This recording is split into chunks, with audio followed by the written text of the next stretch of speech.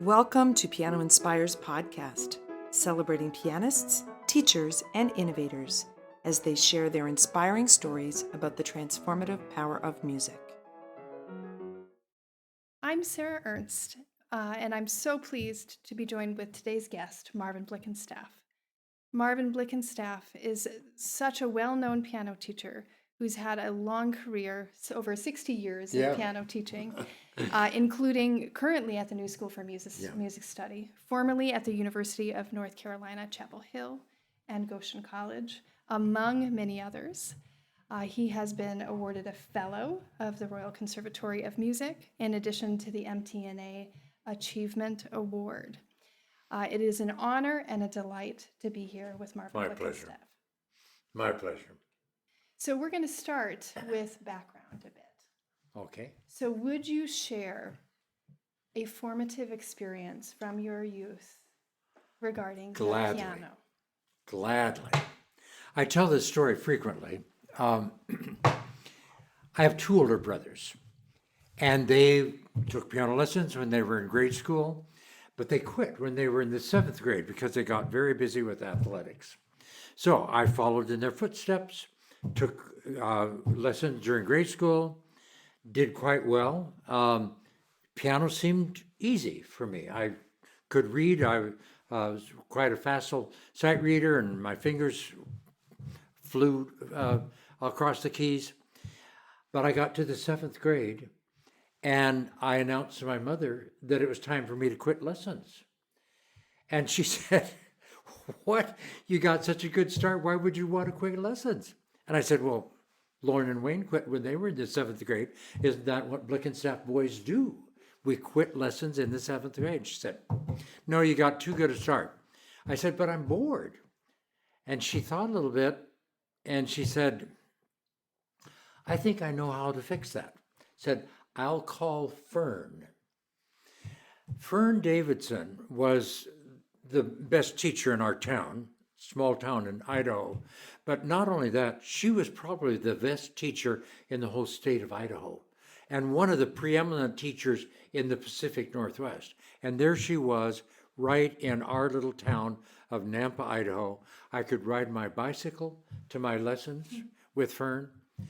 And so that mother made arrangements with Fern, and Fern said, "Yeah, I know about Marvin." She said, I will make arrangements for him in my studio." But I still was a little bit undecided about whether or not I wanted to continue on with lessons. So I went for a few lessons with Fern, and by about the end of the 3rd lesson, I would have signed a contract with God Almighty that I was going to be a pianist and that I was going to stay with piano. Those lessons were challenging, they were exciting, the repertoire was wonderful. Fern was both encouraging, but she had very high standards, and it was not easy for me to actually achieve those standards. She raised the bar, and I've never looked back. I've never looked back. It's interesting. I think a lot of people make decisions in life, and it's temporary, and they say, "Oh, I wish I hadn't gone in that direction." I have never been sorry that I chose to stay with the piano. Obviously, when I was in the 7th grade, I had no idea that my professional activity would be in the area of piano pedagogy. At that point, you just play the piano, and as life turned out, I became a piano major in both undergraduate and graduate work, and then found college teaching positions, and it's kind of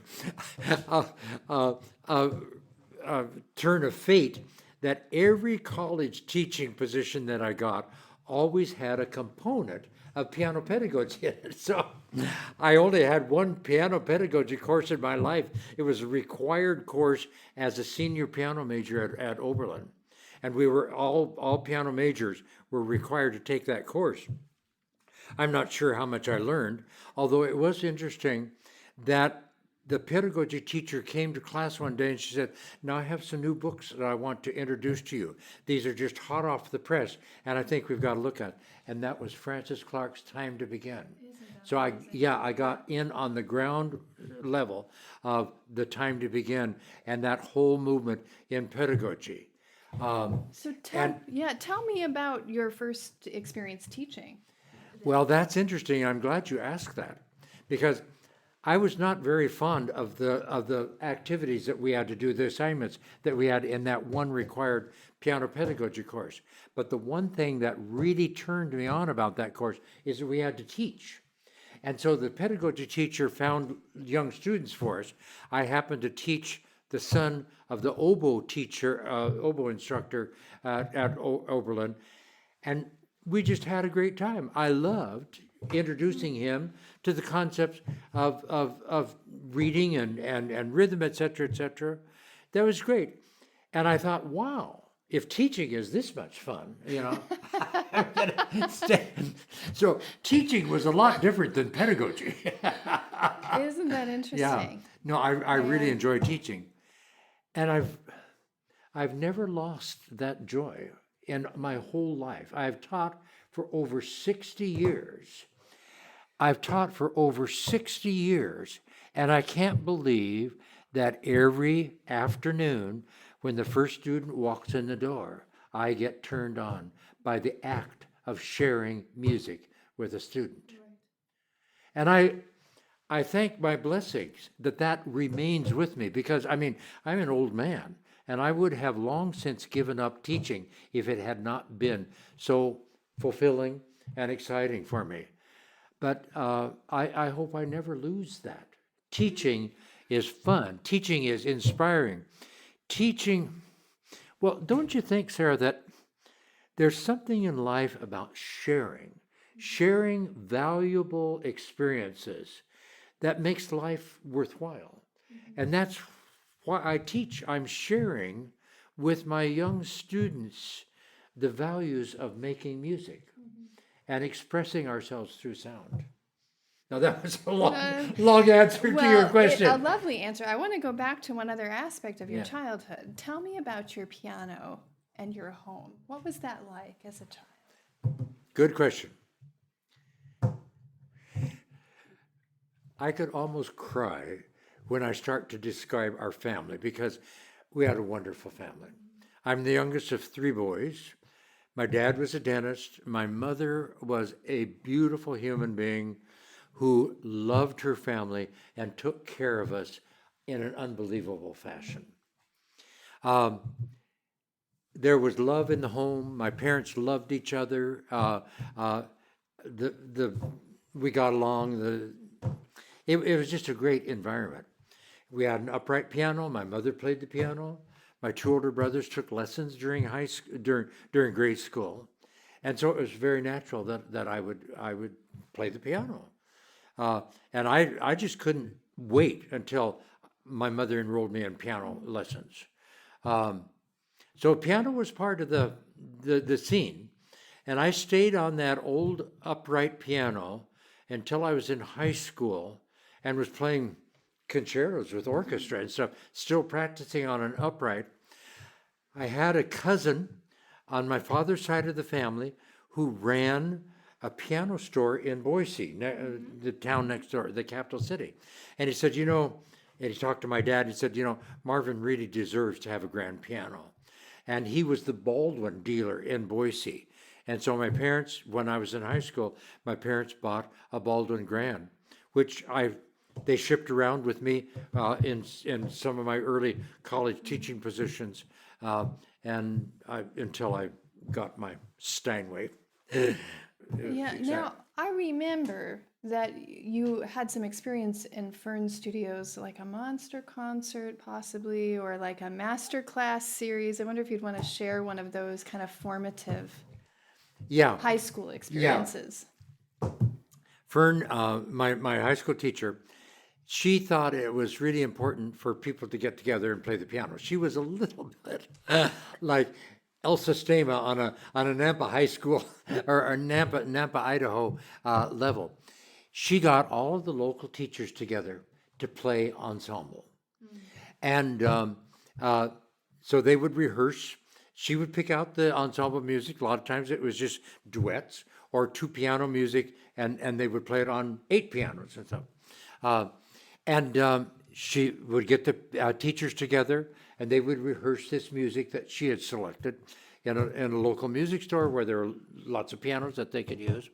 And then once a year, they got together and they gave a formal concert that they billed as the Idaho 8-Piano Symphony. And Fern would stand on the podium and conduct, and the pianos, the grand pianos, a lot of the teachers would donate their grand pianos for this event. And the grand pianos were arranged in a horseshoe shape, and they would play this music. Well, some of us kids who were more advanced would join in, and at certain on certain numbers, we would be a part of that. And so instead of just one teacher at a piano, it would be a teacher and a student. Fern knew about one piece arranged by Percy Grainger, Australian composer and arranger, arranged for 8 pianos, 16 players. That's a lot of It pianists. can you imagine the sound? Right. It's just amazing.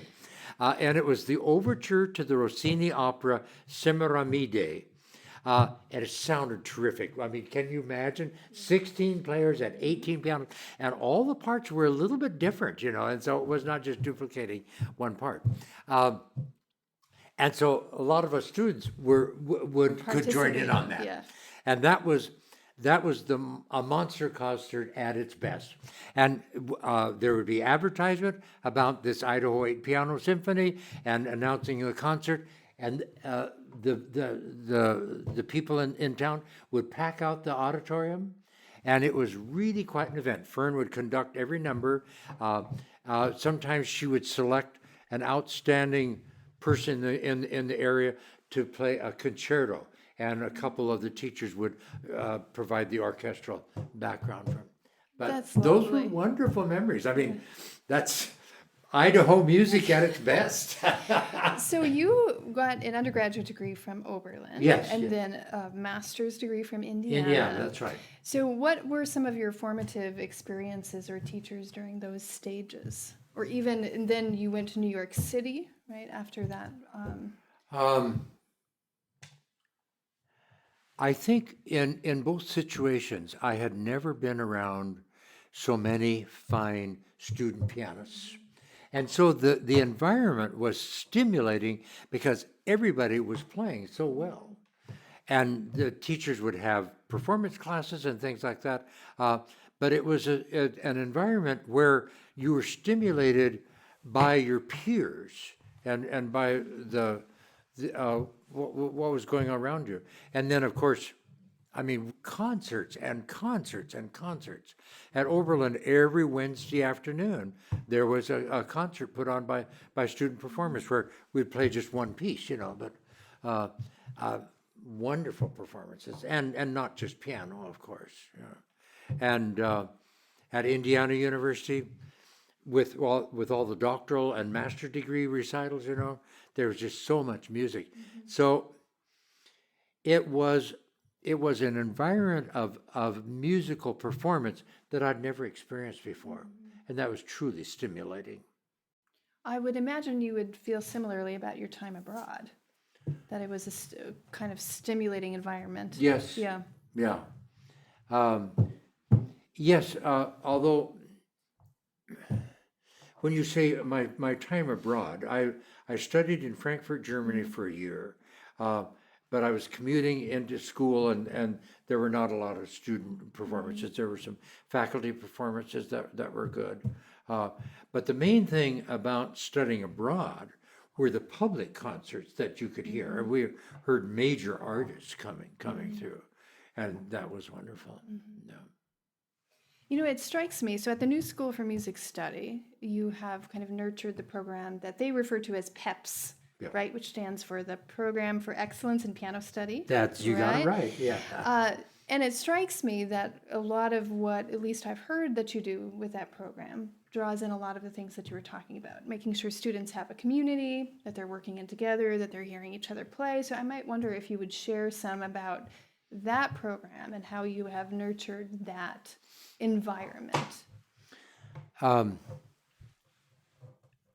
Francis Clark and Louise Goss, the founders of the New School for Music Study, believed strongly that effective music study involved effective private lessons and also the opportunity for students to play in a group. And so the curriculum at the New School involves weekly private lessons and bi-monthly repertoire classes. And that persists to this day. And it really is an effective educational format because students study and students perform. And we learn through both avenues, study and performance.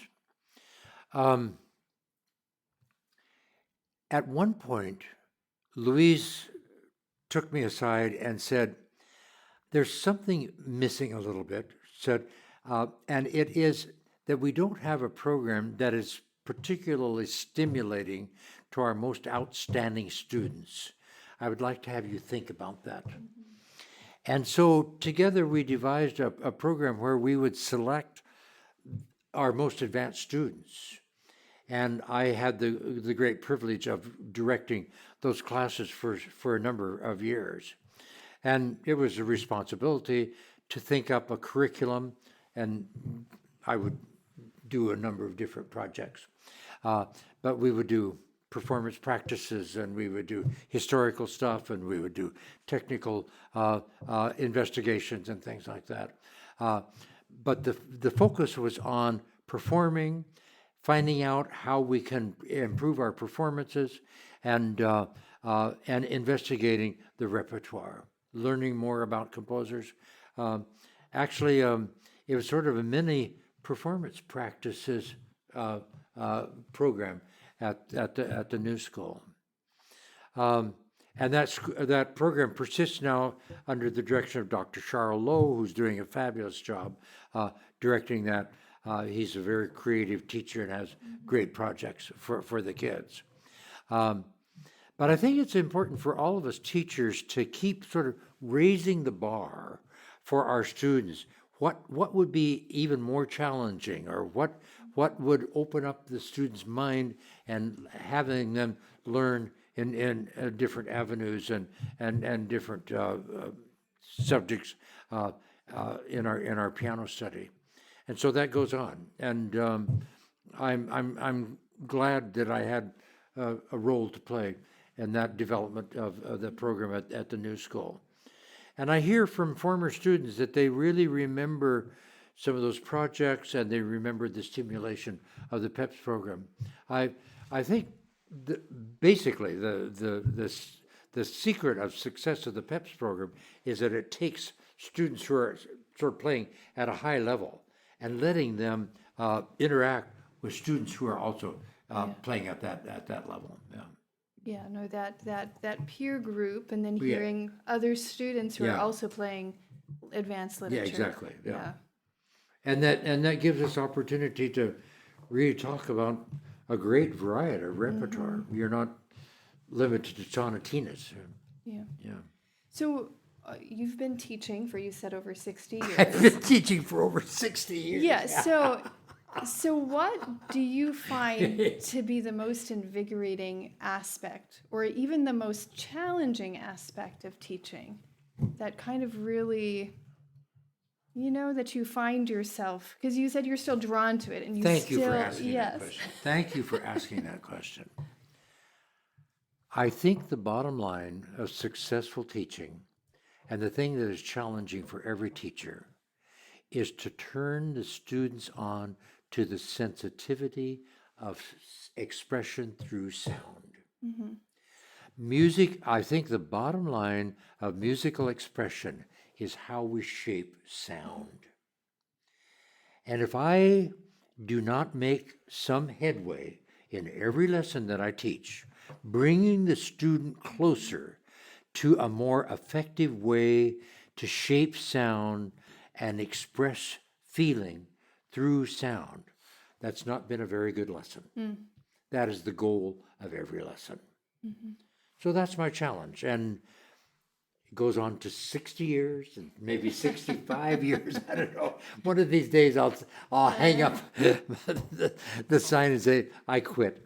Uh, I can't quite imagine that. I can't imagine No, I can't either. telling myself that it's time for me to quit. Because every afternoon that it's time for a student to come, I get a little excited and I say, what can we accomplish today? Yeah.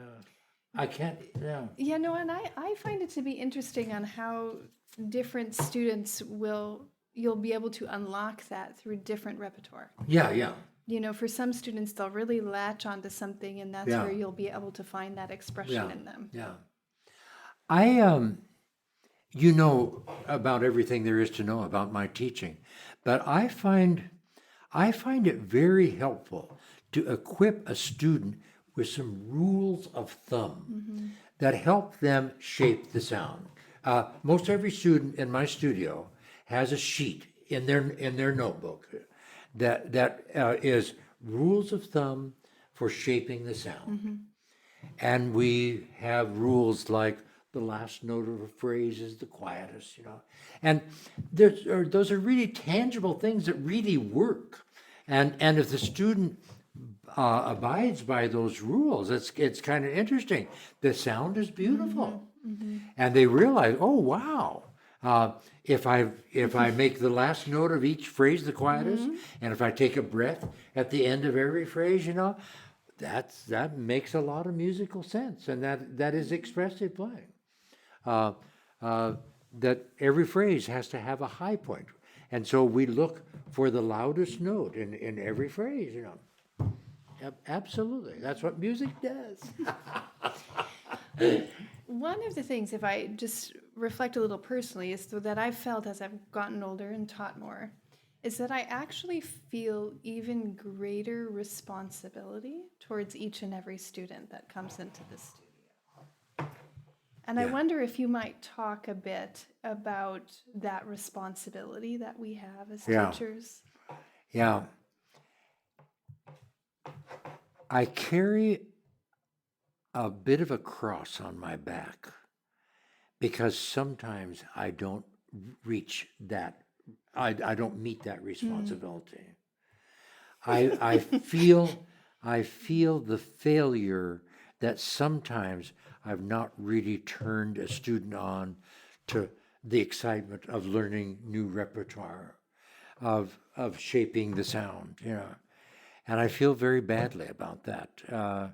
So But my the thing- teaching is not all a success story. The thing, though, that I find interesting is that we never know the impact we've had. Well, With- that's true. right? Yeah, Because some of those students, it will be years later, yeah. even, Yeah. that we'll find out about some of the impacts we've Yeah. made.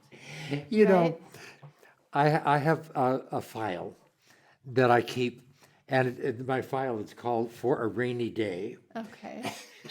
And you know already what's in that file. So I get thank you notes from students, I get Christmas cards and things like that. And sometimes a student will write, you'll never know what those lessons meant to me. Or you'll never know what our relationship has meant. You were such a good friend or something like that. And it makes me realize that I didn't realize at the time the impact that I was having on that student. And it could be a personal relationship, but what pleases me the most when students reflect about what the music lessons, Right. that they are enjoying playing the piano because of our lessons. Yeah. And you're absolutely right. You never quite know what that impact is.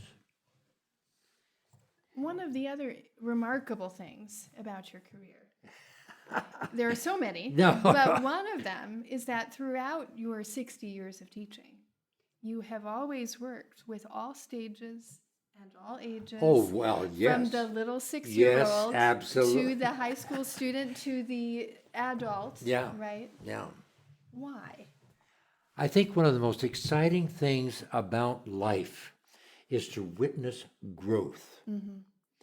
And to compare where Sara is this afternoon with where she was 2 months ago. Yeah, that's exciting. What keeps you going? Growth, seeing growth. What is challenging when we reach a plateau and we're not moving very much, But No, as I have implied, I'm not sure when I'm going to quit teaching. It has to come sometime soon. Please don't. But the thing that keeps me going is to stimulate the growth of the students. And the goal is always, doesn't matter whether it's an advanced adult or a young beginning student, the goal is always making expressive sound. See, I think one of the things that turns me on most about teaching children is that there are so many factors in a child's life that are kind of cruel and insensitive. I mean, you turn on the television and you see the most horrible things, and I just want to protect all the children of the world from all that crime and violence and stuff like that. And I think, boy, if I could do anything to add sensitivity to that child's life, I will do that. Yeah. I think children desperately need piano lessons. Children desperately need something in their life that says it is important to engage with beauty. It is important to be beautiful because there's so much in their life that is so crass and cruel and insensitive. So I know that you feel strongly then about the impact of the piano teacher, Yeah. Oh, right? yeah. So what you is wanna the say role of the piano teacher in the world? The role of the piano teacher in the world is to sensitize a student's life through beautiful sound. End of sentence. Yeah, that is the role of a piano teacher. And every piano teacher who thinks that their role is to score a certain grade in the RCM syllabus series, or to win a state competition, or to get their students to play scales at 144, they're missing the message. The role of a piano teacher is to is to bring beauty and sensitivity into a child's life, because without us, that child may go through life without opening up their lives to the beauty. What advice then do you have for the teacher who might feel trapped in the world of correctness or the world of making sure students practice enough or make sure they get all their F sharps and Yeah. how do you keep that magic central while still ensuring growth and progress? And It's not just a one-way street. There are lots of answers to your question. I do think that the bottom line is to turn students on to sound. I think that there are too many piano teachers who teach lesson after lesson after lesson, and they never play for their students. Students desperately need to hear the teacher play for several reasons. The student's piano at home is out of tune and is a very poor instrument and cannot make a beautiful sound. And the students come to their piano lesson, and if the teacher doesn't play for them their repertoire, they are missing that experience of hearing beautiful sound. So I think teachers really have the obligation to play for their students. So that's one of the main things. And I think the other thing that I would say basically is that the teachers must keep at the forefront of their curriculum expressivity. It's not technique. It's not necessarily rhythmic drills and things like that. It's not theory sheets. It is expressivity. And the theory sheets and the technical drills and things all are part of the picture, but they're not the substance of it. And the real substance of piano instruction, of effective and purposeful piano instruction, is producing sensitive sound. And that's our goal. Mhm. Did that answer your Yeah, no, that was question? beautiful. That was beautiful. So, have you encountered students who are, I don't want to say resistant to that, but who maybe don't have an interest in it? Oh, I would have to say yes, although I can't specific. I have encountered students who are not very interested in piano lessons. Yeah. Okay. Okay. So, what do you do with that? Well, work on sound. Yeah. Work on sound. And I think one of the things that helps us work on sound is for us to express our response to this. When I play this piece, I feel like I'm floating on a cloud. Or when I play this piece, I see sunsets over a lake in the mountains or something like that. For us to articulate our response to that sound, and then that opens up an avenue for the student. I don't expect my students to just pop on the bench and say, "Oh, this is a fabulous piece. It reminds me of such and such." No, they need a lot of coaching. They need a lot of coaching on that. One of the things I try to do also to stimulate that response is to assign students to make up pieces and give them expressive titles. Make up a piece uh, uh, in which you focus on major thirds, and the title of the piece is "The Lake at Sunset." Did you encounter that as a young Oh pianist? no! Where Oh did no! where did that come from in your growth as a teacher? That's an interesting question, and the farthest back that I can go is that when I was teaching pedagogy at Goshen College in Indiana, I had the responsibility of teaching in our prep department the beginning students. And I just thought it was really very important for every assignment to have a "you the composer" element to that. And we worked that into music pathways also. But for students to express themselves through their own compositions. And I've learned a couple of things about that. You can't just tell a student, "Go home and make up a piece," you know. Right. Students have to have parameters like use major thirds and make that sound like a lake at evening or something like that, and have them experiment with that. And then also, as I give that assignment, to give some illustrations about how that piece might sound. Oh, your piece could do this. Maybe you want to focus on major thirds up high on the keyboard, you know, or something like that. Or how about working with major thirds on black keys in the left hand, major thirds on white keys in the right hand, and show that wonderful relationship. Just give them illustrations. Yeah. Yeah. Yeah, no, it's interesting, right? Because I think there are a lot of teachers, myself included, that did not have that kind of creative background in their Well, study. neither did I. Right. Neither did I.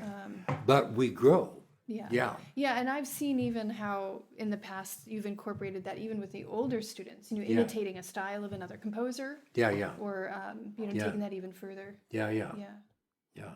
So, what do you think that personal creativity does to connect back to your goal of sound development? If I create a piece called "The Lake at Evening," and I get really involved with the sound of major thirds and stuff, I'm opening myself to a response to Dennis Alexander's piece Right. called "The Lake at Evening" that uses major thirds. You know, in other words, my composition is an avenue to appreciating a composer's work. Someone Yeah. else's Yeah, ideas. Yeah. I want to go to some of the kind of bigger, more summative questions that I have here.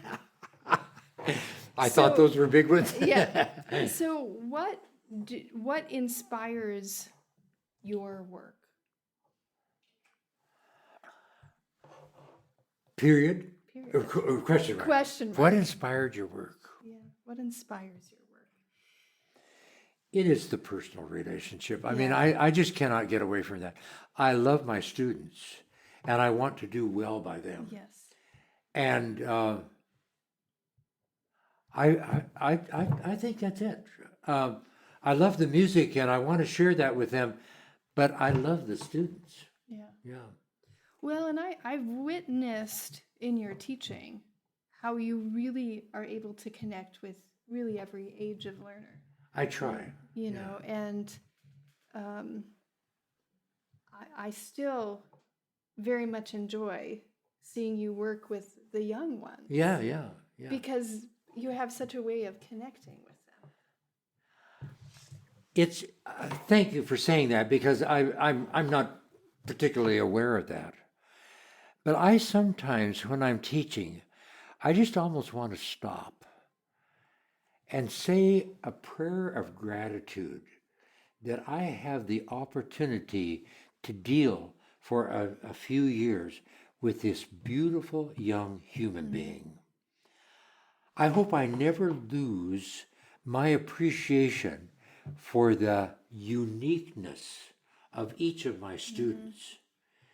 And I hope I never lose my respect for who that person is and what that person will become. Yeah. I'm just sort of in awe that I have the opportunity, the privilege of dealing with this young human being for a few years in their life because it's just it's a privilege. It's a privilege that I can impact in my own meager way the life of this young person. Yeah. There, it's kind of a sacred opportunity. I have infinite respect for the potential of that student that's sitting across from me on that piano bench.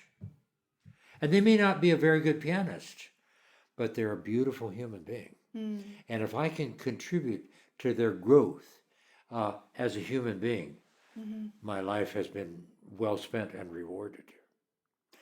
End of discussion. Yeah. So, well, I know in your career and also in mine, working with teachers and Yeah, future teachers is part of that. So, Yeah. how would you answer that question about working with teachers and helping educate teachers? Well, again, it's kind of a sacred opportunity and obligation.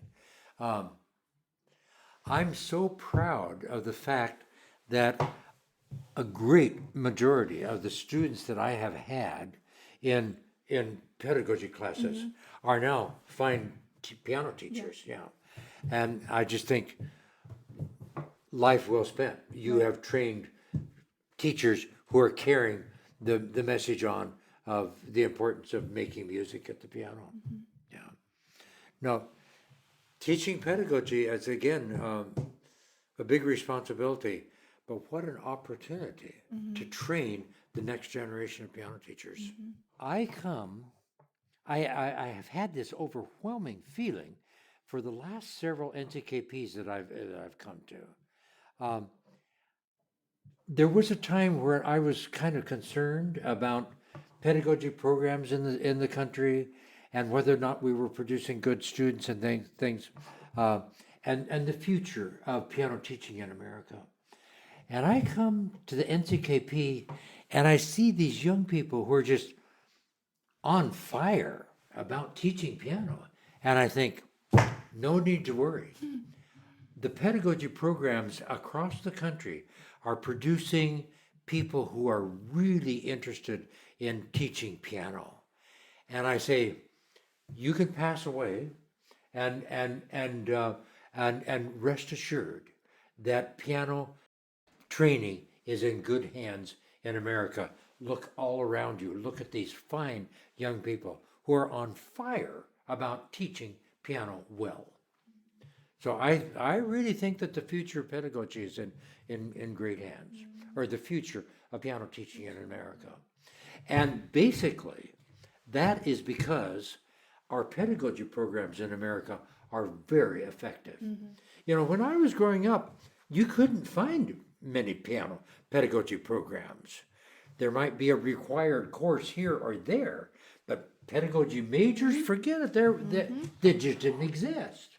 And look at now, practically every university, every school has a pedagogy majors or pedagogy offerings. And that is the reason why there's so many good young teachers. Yeah. So how does piano inspire you? Oh, come on, Sarah. Piano has inspired me since I was 6 years old. And piano continues to inspire me. Do you want to know what inspires me right now? Absolutely. I'm 88 years old, Yes. and I'm already practicing on my 90th birthday recital.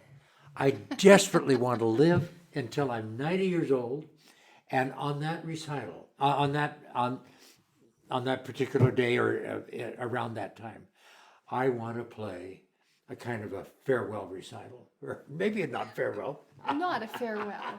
but I want to play a recital. I got the repertoire all picked out, and I'm practicing. Yeah, I'm practicing on my 90th birthday recital. That is an inspiration. Well, it's a personal project. It doesn't have to No, be. it is. Yeah. It is. No, When do you practice? Whenever I can. I practice every day. There are times I have breaks over at the new school, and I never sit out in the kitchen and drink a cup of coffee. I practice, and I practice at home. You'll laugh at this. When I was a kid in junior high school, we had almost a little club of Fern admirers. Fern was our home, and she had a whole bunch of kids, studying with her. And we would gather in junior high and say, "What are you studying on? What are you getting ready for the guild auditions?" And I will never forget Marilyn one time said, I just love lessons with Fern. I just think Fern's wonderful. She said, I always try to show up for a lesson with Fern, do you know this story? About 5 minutes late. And I was just horrified. I couldn't imagine that anybody would show up late for a lesson with Fern. I said, Marilyn, why in the world would you show up late for a lesson with Fern? I said, because I know that if I'm a few minutes late for a lesson with Fern, she'll be practicing. And I just love to hear Fern play the piano. To this day, I will never allow the first student of an afternoon who comes for a lesson to arrive at the lesson without my being at the piano practicing. I want them to know that Marvin practices and Marvin plays the piano. So every time there's a break and I have a few minutes before another student comes, I will sit and practice. I'll even run to the piano to get that message across. Marvin plays the piano. I just think it's really an important message. I'll never forget that. I arrive at my lessons with Fern 5 minutes late because she will be playing the piano, and I love to hear Fern play the piano. I want my students to say, I love to hear Marvin play the piano. Marvin, I'm afraid we are out of time. I want to thank you for participating in today's interview. It has been my pleasure, Sarah. It has been an honor and a delight. Yeah. Thank you. Thank you very much. The Francis Clark Center is a not-for-profit educational organization that serves the advancement of piano teaching, learning, and performing. Divisions include Piano Magazine, Piano Inspires Kids, Journal for Piano Research, National Conference on Keyboard Pedagogy, the New School for Music Study, Piano Education Press, International Online Teacher Education, and Piano Inspires Online Community Hub. Please visit us at pianoinspires.com to learn more about our impactful work and inspiring community.